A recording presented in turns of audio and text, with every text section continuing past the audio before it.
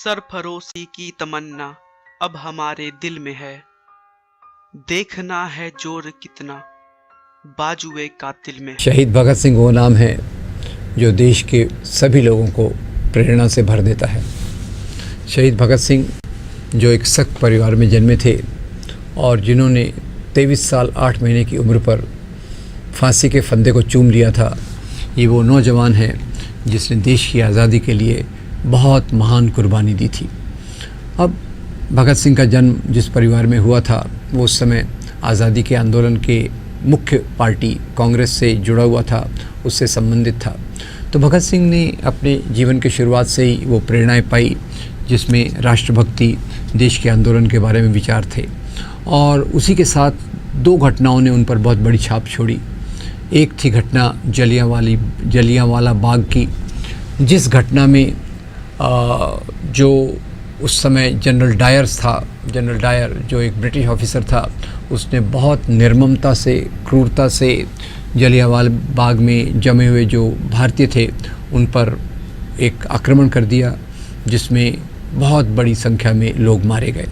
ये उनके लिए एक बहुत चिंता का विषय था। उन्होंने इस पर बहुत सोचा। और साथ ही साथ एक दूसरी घटना थी, जब साइमन भारत आने वाले थे तो साइमन का विरोध करने के लिए अमृतसर में लाला लाजपत राय इन्होंने एक मार्च का लीड किया। और इस मार्च में लाला लाजपत राय जब वहाँ के रेलवे स्टेशन की तरफ जा रहे थे, रेलवे स्टेशन की तरफ जाते हुए उन पर लाठीचार्ज हुआ और उसमें उनकी मृत्यु हुई। सरदार भगत सिंह और उनके साथियों ने, जो उस समय क्रांतिकारी ग्रुप के सदस्य थे, उन्होंने फैसला किया कि लाला लाजपत राय की इस हत्या का बदला लेना चाहिए। और इसके चलते उन्होंने जो वहाँ का बड़ा इंचार्ज था स्कॉट का मर्डर करने का फ़ैसला किया।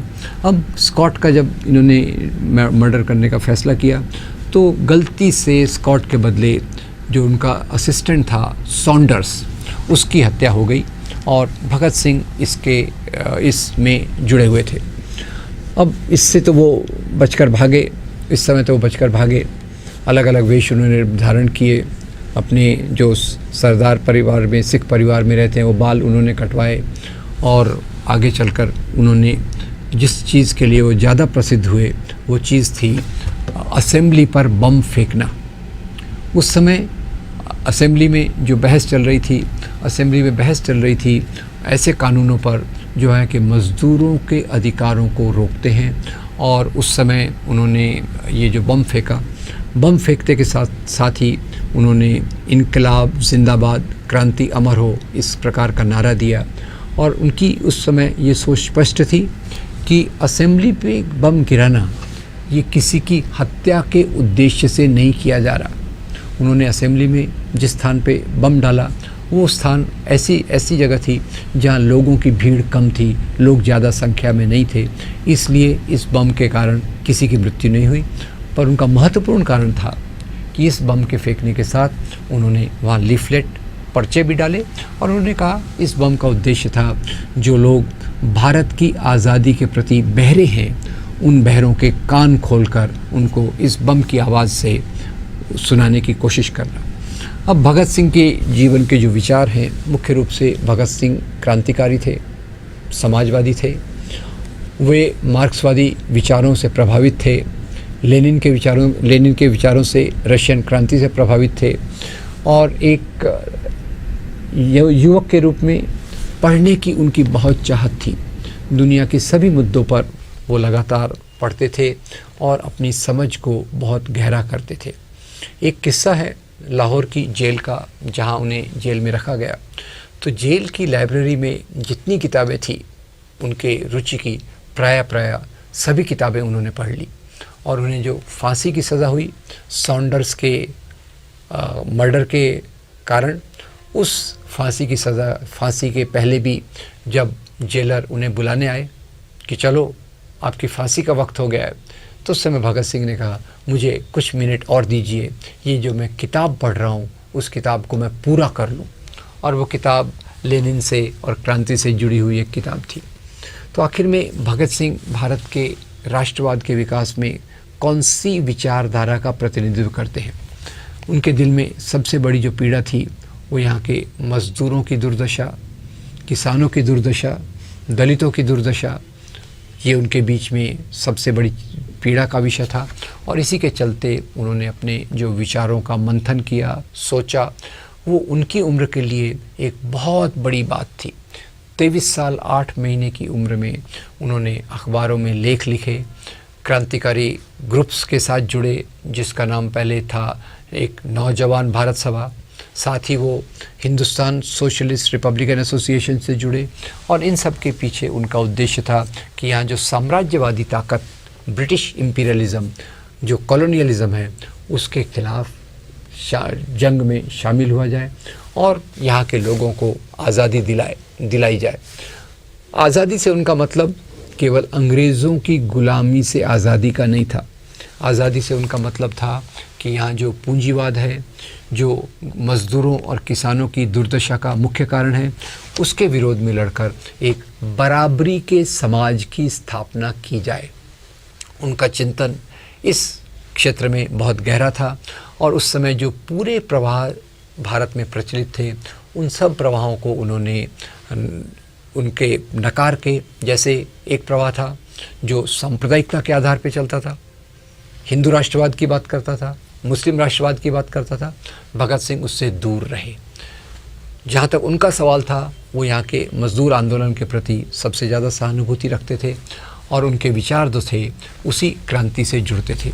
अब उनके बारे में आज कुछ लोग जो आज़ादी के आंदोलन के बारे में ज़्यादा नहीं जानते, वो कुछ चीज़ों को खड़ा करना चाहते हैं। जैसे उस समय भगत सिंह के समय जो क्रांतिकारी ग्रुप थे, वो अपने आप को टेररिस्ट कहलाने में गौरव महसूस करते थे, आतंकवादी कहलाने में महसूस करते थे। उन्हें लगता था ये आतंकवाद का शब्द जो है, आतंक शब्द जो है, ये ब्रिटिश इम्पीरियलिज़म के ख़िलाफ़ उनका एक बहुत बड़ा हथियार है। अभी बीच में कुछ लोगों ने इस पर एक कंट्रोवर्सी खड़ी की, इस पर एक विवाद खड़ा किया कि एक बहुत अच्छी किताब की पुस्तक है इंडिया स्ट्रगल टवर्ड्स इंडिपेंडेंस। उनके लेखक में मुख्य लेखक प्रोफेसर बिपिन चंद्र हैं और उस किताब में एक चैप्टर है जो रिवोल्यूशनरी टेररिस्ट पे बात करता है। तो कई वो लोग जो इस प्रकार के प्रगतिशील इतिहास लेखन के विरोध में हैं, जिस प्रकार का इतिहास लेखन बिपिन चंद्र, सुमित सरकार और बाकी लोगों ने आधुनिक भारत के बारे में किया है, उसके खिलाफ में है। तो उन्होंने इस किताब को बदनाम करने के लिए ये कहा कि भाई इस किताब में भगत सिंह को आतंकवादी कहा गया है। तो आपको ये बता दूं, आतंकवादी शब्द का अर्थ उस किताब में, बिपिन चंद्र की जो किताब में है, वो आज़ादी के दौरान ये क्रांतिकारी खुद को आतंकवादी के रूप में देखते हैं। अब ये सुनकर आज हमें आश्चर्य लगेगा, क्योंकि आज आतंकवाद शब्द ख़ास तौर से 9/11 के बाद इसने एक बहुत गलत नकारात्मक अर्थ ले लिया है। तो इसलिए निश्चित रूप से आज के संदर्भ में उन्हें क्रांतिकारी कहा जाना चाहिए, आतंकवादी नहीं कहा जाना चाहिए। पर वो किताबें जो उस समय की बातों का प्रतिनिधित्व करती हैं और उनके ग्रुप को आतंकवादी क्रांतिकारी कहते हैं, उन किताबों में भी एक सही तथ्य छुपा है, क्योंकि ये क्रांतिकारी खुद को आतंकवादी कहते थे। ये हिंसा के रास्ते में विश्वास रखते थे शुरुआत में, जैसे भगत सिंह शुरुआत में हिंसा के रास्ते में विश्वास करते थे। बाद में चलकर खैर उन्होंने इस बात को मंजूर किया कि जन आंदोलन के आधार पे ही समाज का, अधिकारों का, लोगों का विकास हो सकता है, और इसलिए उन्होंने जो भारत का आज़ादी का आंदोलन था उसके बारे में भी एक सकारात्मक राय रखी। अब इसी के साथ भगत सिंह से जुड़ा हुआ एक और विवाद है कि भाई गांधी ने भगत सिंह को फांसी की सज़ा से बचाने के लिए कुछ नहीं किया। ये बात निश्चित रूप से है कि भगत सिंह स्वयं अपनी फांसी की सज़ा के बारे में परेशान नहीं थे। ऐसा आपको बता दूं, कई लोग जेल में जाते हैं और तुरंत माफ़ी मांगने का काम शुरू कर देते हैं, जैसे विनायक दामोदर सावरकर जो महाराष्ट्र में वीर कहे जाते हैं, उन्होंने ये काम किया। भगत सिंह इसके उलट थे। उन्हें लगता था कि अपने जीवन का बलिदान देके वो करोड़ों लोगों के लिए एक प्रेरणा का स्रोत बनेंगे। इसलिए उनके पिता ने जब उनसे कहा कि वो उनकी तरफ से माफ़ी की याचना करेंगे, तो भगत सिंह अपने पिता से बहुत नाराज़ हो गए। उन्होंने कहा, अंग्रेज़ों के सामने मैं किसी प्रकार की माफ़ी मांगने की बात नहीं रखता। तो यहाँ दो लोगों को मैं कंट्रास्ट कर रहा हूँ। एक तरफ वो भगत सिंह की विचारधारा है जो एक आदर्श के रूप में अंग्रेज़ों के खिलाफ लड़ी, और दूसरी वो विचारधारा है जिससे जिन लोगों ने लगातार अंग्रेज़ों के सामने माफ़ी मांगने का काम किया। अब तीसरा जो मुद्दा जहाँ तक ख़ास तौर से महात्मा गांधी से जुड़ा है, निश्चित रूप से महात्मा गांधी उनका जो बातचीत चल रही थी ब्रिटिश वाइसरॉय से, उसमें इन्होंने इस बात को नहीं रखा। उसमें मुख्य बात ये थी कि गांधी खुद हिंसा के रास्ते में यकीन नहीं रखते थे। ये बात निर्विवाद है, इस बात में कोई डाउट नहीं है कि उस समय भगत सिंह एक बहुत बड़े लोकप्रिय नेता के रूप में उभर रहे थे। ये अपना उनका था, देश में उनकी बहुत इज्जत थी। पर गांधी क्योंकि ये अहिंसा के रास्ते से देश के आंदोलन को ले जाना चाहते थे, इसलिए उन्होंने गांधी ने इनके बारे में ज़्यादा बात नहीं की। जबकि भारतीय राष्ट्रीय कांग्रेस इस बात को मुद्दा बनाने के लिए पूरी तौर से तैयार थी कि जो भी क्रांतिकारियों को पकड़ा गया है उनको रिहा किया जाए। और इसी में एक अभी और कंट्रोवर्सी जुड़ गई कि जिसमें हमारे प्रधानमंत्री मोदी जी ने जो उनकी इतिहास की समझ जो भी कच्ची पक्की है उसके आधार पे कहा कि पंडित नेहरू ये इन क्रांतिकारियों के प्रति ये उदासीन थे और वो इनको मिलने जेल में नहीं गए। अब ये पता नहीं बात कहाँ से आई कि उन्होंने नेहरू, भगत सिंह और जेल का मामला कैसे जोड़ दिया, ये मेरी समझ के बाहर है। पर वास्तविक इतिहास ये कहता है कि उस समय के लाहौर के ट्रिब्यून में एक लेख आया था, एक रिपोर्ट आई थी जिसमें बताया था कि पंडित जवाहरलाल नेहरू जब अपनी लाहौर की विज़िट पर थे तब उन्हें पता चला कि लाहौर की जेल में भगत सिंह और उनके साथी ये भूख हड़ताल पर बैठे हैं। तो नेहरू उन्हें मिलने गए और उन्हें देखकर नेहरू जी का हृदय बहुत पसीजा, क्योंकि इनकी हड़ताल के काफ़ी दिन आगे चले गए थे और इनकी शारीरिक हालत बातचीत करने के लायक नहीं थी। फिर भी नेहरू लिखते हैं कि कितने बहादुर नौजवान ये हैं जो अपनी जान की जोखिम लेकर देश की आज़ादी के लिए काम करना चाहते हैं। तो खैर, भगत सिंह के बारे में बहुत सारे गलत विचार आज फैलाए जाते हैं। मुख्य रूप से भगत सिंह के जो विचार थे वो मज़दूर किसानों के अधिकार की बात थी। भगत सिंह के जो विचार थे वो समाजवाद के विचार थे, जो समाज में सब लोगों की सुरक्षा, सब लोगों की डिग्निटी, इज़्ज़त और तरक्की की बात करता है। एक बात और भी यहाँ बता दूँ कि भगत सिंह ये अपने विचारों से नास्तिक थे। वो सिख परिवार में जन्मे थे और उन्होंने जो भी समाज का अध्ययन किया उसके बाद उन्होंने देखा कि जिस नाम से धर्म को जाना जाता है वो ज़्यादातर आडंबर हैं, रीति रिवाज हैं, और इन आडंबरों को अंधविश्वास में बदल के समाज में गलत धारणाओं को प्रचलित करना, ये उन्होंने देखा। और उनके अध्ययन से उन्होंने कहा कि मैं एक नास्तिक हूँ, और उनकी एक जो किताब है मैं नास्तिक क्यों हूँ, ये नौजवानों के लिए काफ़ी विचारणीय किताब है जो मेरे ख्याल से उन्होंने पढ़नी चाहिए। तो जहाँ तक विचारों का माध्यम है, आज जहाँ एक तरफ भगत सिंह के समाजवाद का सपना तो हमें दूर तक दिखाई नहीं देता, पर निश्चित रूप से वो सपना केवल धर्मनिरपेक्षता और लोकतंत्र के रास्ते पर चलकर ही लाया जा सकता है। इसमें ये बात भी याद रखने लायक है कि जहां आज एक तरफ हम भगत सिंह और गांधी के विरोधाभास की बात करते हैं, मैं यहाँ ये भी आपके सामने रख दूँ कि भगत सिंह और गांधी के रास्ते में कई विरोधाभास थे।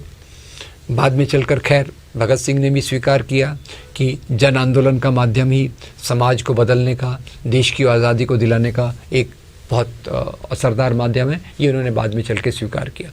इसके परे जाकर, तरीक़ों से परे जाकर, जहाँ तक मूल्यों का सवाल है, मैं इन व्यक्तियों को, एक तरफ भगत सिंह और एक तरफ महात्मा गांधी, इनके विचारों में जो समानताएं थी वो आपके सामने प्रस्तुत करने की कोशिश करूँगा।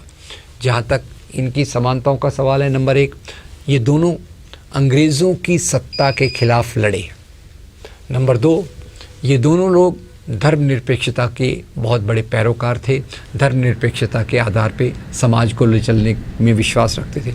नंबर 3, ये दोनों उस रास्ते पर चले जिस पर चलकर आगे भारत आज़ाद हुआ और भारत के आज़ादी के बाद स्वतंत्रता, समता, बंधुता के जो मूल्य आए वो भी इन दोनों में मोटे तौर पे समान रूप से देखने को मिलेंगे। तो जहाँ मैं आज भगत सिंह को श्रद्धांजलि अर्पित करता हूँ, एक बड़े आदरणीय व्यक्ति के रूप में देखता हूँ, ये बात मैं रेखांकित करता हूँ कि भारत में जितने महान क्रांतिकारी हुए, जिन लोगों ने आधुनिक भारत को आधुनिक भारत के रूप में बनने के रास्ते पर ले आए, उनमें भगत सिंह का नाम बहुत ऊंचा रहेगा। और इसलिए उम्मीद करता हूँ कि भगत सिंह का पोर्ट्रेट भारत की पार्लियामेंट में हो, जहाँ आज इन प्रकार के उसके समानता के विचारों की ज़रूरत की बहुत ज़रूरी है। और दूसरा, भगत सिंह ने जो योगदान दिया धर्मनिरपेक्षता के मूल्यों में, समानता के मूल्यों में, लोकतंत्र के मूल्यों में, जन आंदोलन के मूल्यों में, और उनके जो विचार धर्म अंधश्रद्धा के खिलाफ थे, उन सब विचारों को आज मजबूत करके समाज को आगे ले जाने की ज़रूरत है। धन्यवाद। अगर आपको ये वीडियो अच्छा लगा तो हमारे चैनल को लाइक कीजिए, सब्सक्राइब कीजिए और नोटिफिकेशन के लिए बेल बटन को दबाइए। Thank you very much.